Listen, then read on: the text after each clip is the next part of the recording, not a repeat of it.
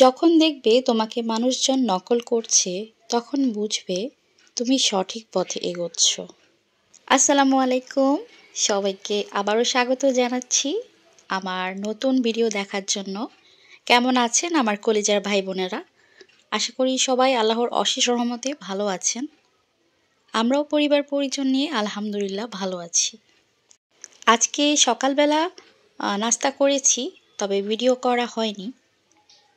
আর এখানে হচ্ছে দুপুরের সময় হতে আজকের ভিডিওটা শুরু করেছি। আর আজকে রান্না করছি হাঁসের মাংস, আর সাথে থাকছে পোলাও। এই দুটোই দিয়ে আজকে দুপুরে এবং রাতে চালিয়ে দেব। তো সাথে থাকুন। হাঁসের মাংস তো আমরা সবাই রান্না করতে পারি, তাই হাঁসের মাংস নিয়ে ডিটেলসে আর কিছুই বলবো না, তবে আপনাদের সাথে কিছু আমি বকবক করবো আর কি।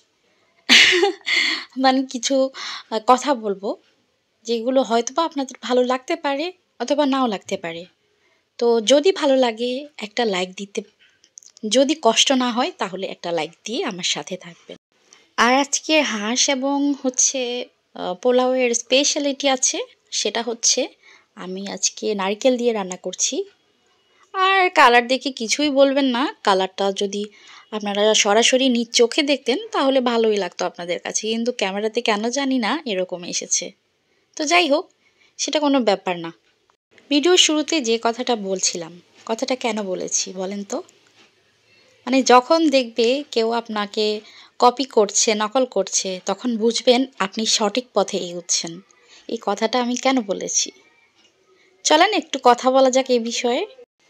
যখন একজন ব্যক্তি নতুন কিছু তৈরি করে, কোনো অভিনব ধারণা উপস্থাপন করে, বা কোনো ভালো একটা কাজ করে যেটা সবার চোখে অনেক সুন্দর লাগে, সবাই জিনিসটা পছন্দ করে, তখন অন্যরাও চায় সেটিকে অনুসরণ করে বা নকল করে সেও তার ব্যক্তিত্ব বা সেও সবার কাছে সুনাম অর্জন করতে চায়, ভালোবাসা অর্জন করতে চায়।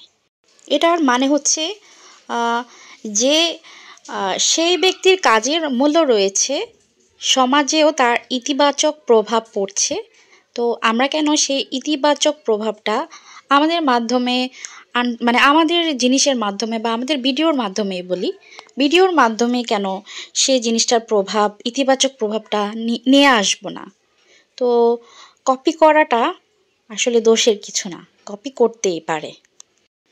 যখন কেউ নতুন কিছু তৈরি করে, সেটি যদি সত্যিই কার্যকর হয় তাহলে অন্যরা সেটিকে গ্রহণ করতে চায়।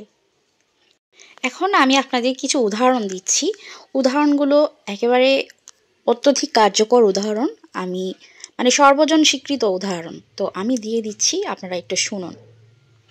প্রযুক্তি বা ফ্যাশন দুনিয়ায় অনেক বড় উদ্ভাবকের কাজ অন্যরা অনুসরণ করে, এটা কিন্তু সত্যি, ঠিক আছে না? তারপরে যদি মানুষ আপনাকে নকল করতে শুরু করে, তাহলে বুঝতে হবে যে আপনি এমন কিছু করছেন যা সমাজে প্রভাব ফেলছে। প্রকৃত নেতাদের চিন্তাভাবনা ও কাজ অন্যরা গ্রহণ করতেই পারে বা অনুসরণ করতেই পারে, এটা দোষের কি আছে বলেন? অনেক সময় সফল ব্যক্তিদের পথ চলা সহজ হয় না। যখন কেউ নতুন কিছু করে তখন শুরুতে অনেকেই তা অবহেলা করে। এই ধরেন আমাদের কথা, আমাদের এখন ভিডিও তৈরি করছি, 10টা 5টা 100টা 200টা 300টা এরকম ভিউজ হচ্ছে, কিন্তু একটা বড় সফল চ্যানেলে গিয়ে দেখেন ভিডিও ছাড়ার সাথে সাথেই 100 200 1000 3000 হয়ে যাচ্ছে ভিউজ। তো আসলে সফল ব্যক্তিদের অনুসরণ সবাই করতে চায়, তবে নতুন বা যারা অসফল তাদেরকে কেউই মানে ফলো করতে চায় না বা নকল করতে চায় না, কারণ তার যে কাজকর্ম সেটা তার জীবনে ইতিবাচক প্রভাব পড়ছে না। তাহলে অন্যরা কেন সেটা অনুকরণ করে তাদের জীবনেও মানে না বোধক একটা জিনিস, তারা অশুভ একটা জিনিস কেন নিয়ে আসবে, তাই না? তো যেটা জনপ্রিয় সেটা সবাই অনুসরণ করবে, এটাই স্বাভাবিক। তো কথা বলতে বলতে আর উল্টাপাল্টা অনেক কথাই বলে ফেললাম, জানি না কীরকম লাগছে। তো যাই হোক, যেরকমই লাগুক, আমি জানি আমার ভাইয়া এবং আপুরা, আমার কলিজার ভাই বোনেরা অবশ্যই আমাকে সাপোর্ট করবেন। আর এখানে হচ্ছে দুপুরে রান্নাবান্না কমপ্লিট, খাওয়াও হয়ে গেছে, এটা বিকালবেলার দিকে। আর বিকালবেলা হচ্ছে আনারস নিয়ে এসেছিল 2টা, তো একটা কাট করছিলাম, দেখি অসময়ের আনারস কীরকম হয়। অসময় কিনা জানি না, এখন আসলে আমি বলতে পারছি না এখন কি আনারসের সময় আসছে, মেবি হয়তো হয়তো বা। তো এখানে হচ্ছে আনারসের গায়ে যে কাঁটাগুলো আছে এগুলো ছিলে নিচ্ছি। আর এই প্রসেসে ছিলে আনারসের কাঁটাগুলো বা কালো কালো যে চোখগুলো আছে এগুলো কিন্তু উঠে যায়। তো প্রসেসটা একটু কষ্ট হলেও আর করে নিলে ভালো। আচ্ছা, আবার আলোচনায় আসা যাক। তো আমি আপনাদের কিছু উদাহরণ দেব, যদিও বা তাল হারিয়ে ফেলেছি, তো আবার সেই উদাহরণে ফিরে আসছি।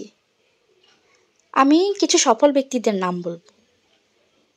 ধরেন স্টিভ জবস যখন আইফোন উদ্ভাবন করেছিল তখন এটি প্রযুক্তি দুনিয়ায় একটা বিপ্লব ঘটিয়েছিল। পরে অন্যান্য প্রযুক্তি প্রতিষ্ঠানও স্মার্টফোনের ডিজাইন ও ফিচার অনুকরণ করতে শুরু করে। এটি প্রমাণ করে যে অ্যাপল সঠিক পথে ছিল এবং তাদের উদ্ভাবন যুগান্তকারী ছিল। ফেসবুক যখন জনপ্রিয় হতে শুরু করলো তখন বিভিন্ন সোশ্যাল মিডিয়া প্ল্যাটফর্ম কিন্তু যেমন গুগল প্লাস, তারপরে অর্কুট, এই সোশ্যাল মিডিয়াগুলো এটি নকল করার চেষ্টা করেছিল। পরবর্তী সময়ে টিকটক আর স্ন্যাপচ্যাটের বৈশিষ্ট্যগুলো ফেসবুক এবং ইনস্টাগ্রাম গ্রহণ করেছিল। তারপরে alone mask, alone Musk Tesla গাড়ি মানে অনেক জনপ্রিয়, তাই না? আমরা জানি টেসলা যখন বৈদ্যুতিক গাড়ি জনপ্রিয় করে তোলে তখন অন্যান্য গাড়ি নির্মাতা প্রতিষ্ঠানও বৈদ্যুতিক গাড়ির দিকে ঝুঁকতে বাধ্য হয়, যেমন ফোর্ড, বিএমডাব্লিউ। এই গাড়িগুলো প্রমাণ করে যে টেসলা সঠিক পথে ছিল। তাই জন্য এই কোম্পানিগুলো টেসলার মতো নিজেদের বৈশিষ্ট্য করে নেয়। তো এটাও তো একটা নকল। তো এটার জন্য যদি অ্যালন মাস্ক ফোর্ড বা বিএমডাব্লিউর মালিককে গিয়ে ধরে তাহলে কি হবে বলেন তো? কারণ ওটাতে ওদের ফোর্ড এবং বিএমডাব্লিউতে যদিও বা একটা বৈদ্যুতিক গাড়ি, শুধু আইডিয়াটা নিয়ে তারা নতুনভাবে উদ্ভাবন করেছে, নতুন কিছু ক্রিয়েটিভ আইডিয়া দিয়ে। তাহলে এটাকে নকল বলে না, এটাকে ক্রিয়েটিভিটি বলে। আচ্ছা, বিদেশের দিকে পরে যাই, আগে বাংলাদেশের কথা বলি। এখনকার যে প্রিয় মুখ মোহাম্মদ ইউনুস, উনি কিন্তু গ্রামীণ ব্যাংকের প্রতিষ্ঠাতা। বাংলাদেশের নোবেল বিজয়ী ডক্টর মোহাম্মদ ইউনুস প্রথম ক্ষুদ্র ঋণ চালু করেন, যা পরে গিয়ে সারা বিশ্ব অনুসরণ করতে শুরু করে। এখন বিভিন্ন দেশ তার মডেল অনুসরণ করে ক্ষুদ্র ঋণ কার্যক্রম পরিচালনা করছে। এখন ডক্টর ইউনুস কি তাদের নামে মামলা করে দিল, না মামলা করে দিয়েছে? এতে তো ডক্টর ইউনুসেরই লাভ হলো, কোনো ক্ষতি তো হলো না তার। সে মানুষের উপকারের জন্যই তো জিনিসটা শেয়ার করেছে বা জিনিসটা উদ্ভাবন করেছে। তো মানুষ যদি সে জিনিসটা নিজের জিনিস বা নিজের কাজে নাই লাগাতে পারে বা কোনো কিছু নাই করতে পারে, তাহলে এটা ইউনুসের বা কী লাভ হলো বা কি হলো, আর মানুষের বা কী হলো? ইংল্যান্ড প্রথম টি-20 ফরম্যাট চালু করে, ভারত আইপিএল শুরু করে। এরপর থেকে পুরো বিশ্বে টি-20 লিগ জনপ্রিয় হয়ে ওঠে। এরপরে Big Bash, Caribbean premier league, PSL. তো এই জিনিসগুলা তাদের সেই আইডিয়াটাকে কাজে লাগিয়ে কিন্তু তারা নতুন একটা আইডিয়া বা নতুন একটা লিগ উদ্ভাবন করেছে। তো এটার জন্য তো ভারত কিংবা ইংল্যান্ড সবাইকে ধরছে না এখন। তারা যদি ধরতো তাহলে তো কোনো কাজেই আসতো না, আর আমরাও মজা পেতাম না, বিনোদন হতো না আমাদের। হাঁসের মাংস রান্না করেছি, তো তাই ভাবলাম যে বিকালবেলা একটু চিতই পিঠা করে নিই।